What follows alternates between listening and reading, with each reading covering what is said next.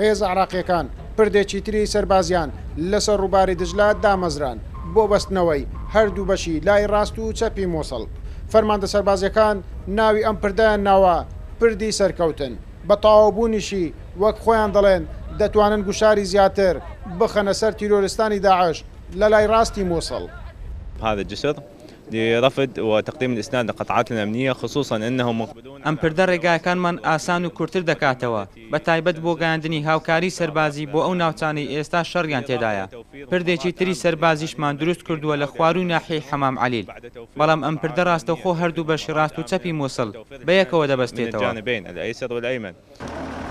ڕۆژانە ئەو خێزانەی لای ڕاستی موسڵ ئاوەرە دەبن و ڕوو لە ناوچە ئارامەکان دەکەن زیاد لە 70 کیلۆمتر دەبرن تاوەکو دەگەنە کەمپەکان. بەڵام بە تەواوبوونی ئەو پردە ڕێگایەکانیان بۆ کورد دەبێتەوە بۆ گەیشتنیان بە کەمپەکان. هذا الجسر تخفيف عن معاناة النازحين. ئەم پردە دەبێتە بارسوچی بۆ ئاوەرەکان چونکە ئەوان ڕێگاکی زۆریان دەبڕی تا دەگەشتنە کەمپەکان. جگە لەمەش ئەم پردە بۆ ئەمبڵانس و گواستنەوەی بریندارەکانیش ڕێگایەکە زۆر کورتتر دەکاتەوە.